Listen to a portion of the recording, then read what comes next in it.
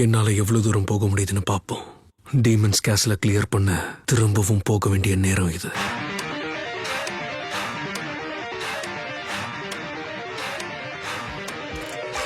எங்க அம்மாவை குணப்படுத்துறதுக்கு நான் முடிஞ்ச அளவுக்கு சீக்கிரம் லெவலப் பண்ணி ஆகணும்.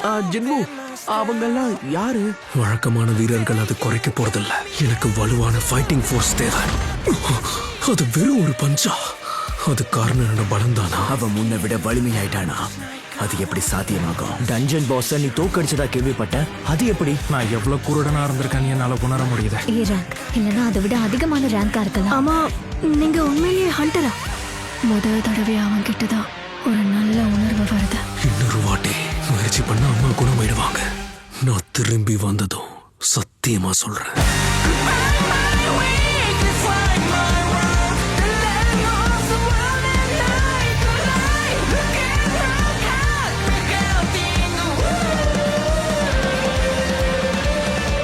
நான் நடிச்ச வரைக்கும் போதும். ஹண்டர் மதிப்பீட்டை திரும்ப எடுக்க போறேன். அதாவது அவனோட மன லெவல்ஸ் இந்த கருவியை விட ரொம்ப அதிகமா இருக்கு. காலப்போக்குல வளரக்கூடிய ஹண்டர், இது சாத்தியமா? ஹண்டர் சாங் அவன் உண்மையிலேயே அப்படி இருக்க முடியுமா? டெஸ்ட் டிரைவுக்கான நேரம் வந்துருச்சு.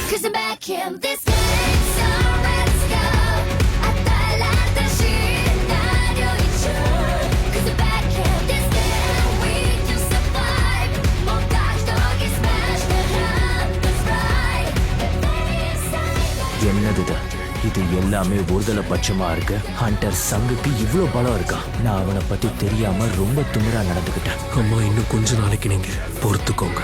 என்னை எதிர்த்து எத்தனை பேர் வந்தாலும் அவங்கள முறியடிக்க தயாரா இருப்பேன். இது எப்படி சாத்தியம்? பேரழிவை ஏற்படுத்துற ஆற்றல் கொண்ட சக்தி இறுதியா விழித்து எழுந்துருச்சு. அது மனுஷன் நீ உண்மையா நினைக்கிறியா? அப்ப மாய மிருகங்கள் பயத்தை உணருமா?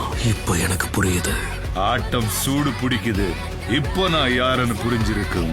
நீ என்ன பண்ற நினைச்சிட்டு இருக்க? நான் ஏற்கனவே சொன்ன மாதிரி இது முடிஞ்சு போச்சு. நான் இப்ப போராட விரும்புறேன். அதை என்னால நிறுத்த முடியாது. அப்பதான் என்னால தொடர்ந்து ஸ்ட்ராங் ஆக முடியும்.